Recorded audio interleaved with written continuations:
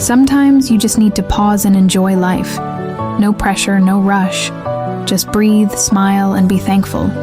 You're doing your best, and that's enough. Anong kakainin natin for tonight? Yan, baliktarin ko muna yung camera. I wanna make sure hindi ako makikita. Okay, may ampalaya tayo, capsule. Ay, ampalaya fresh leaves. Okay,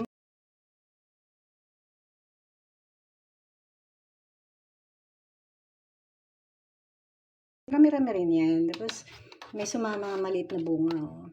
Then, meron tayong tofu. Yan, galing yan dito. So, welcome sa ating one-pot meal. Meron pa tayong tira na squid na ginisa. Tapos, meron ding, ayan, calamari, yung octopus. So, ayan yung octopus. At, pampalasa pa din yan. Ako lang naman mag-isa.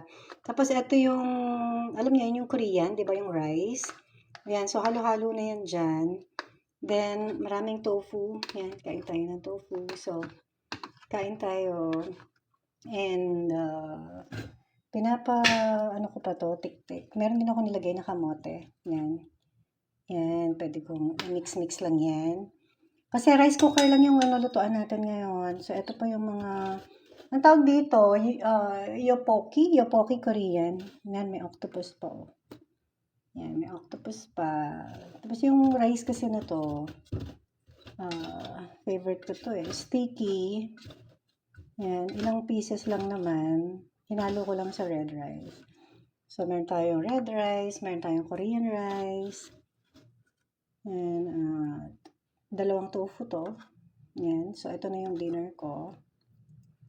First meal ko to, hindi ako kumain kanina. Ayan, calamari. Ngayon lang tayo mag-heavy meal. Nag-water lang ako today. Tapos, naglagay na rin ako ng ginger. So, kakainin ko tong ginger na to. Yan, hilaw. Yan, ayun po, may nakasingit pa na ginger dito. Yan, so, pwede nyo itong gayahin. Yan, for change, red rice naman, kainin nyo. Tsaka, konti lang kainin ko. Ayan, isang pot. Siguro, ubusin ko to hanggang bukas. Meron pa rin ako leftover nasa ref sa taas. May lechong kawali doon. Banana heart. Hindi ko kinuha. Ewan ko, kukunin ko ngayon. Meron pa rin ako adobo doon. Ayun lang. So, tingnan natin. Kasi, I don't know. Adobo, pwede namang tumagal sa ref. Kahit 1 month, they said, 2 weeks. So, depende. Okay, so, have a great evening sa inyo. At sana check nyo yung video ko. Yan, so kakainin ko pa rin to. Kaya ako nag-rice kasi kakainin ko talaga tong adobo. Ang hirap kasing kainin pag walang rice.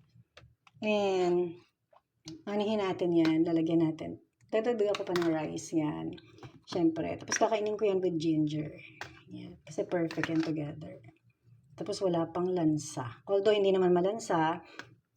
Diba?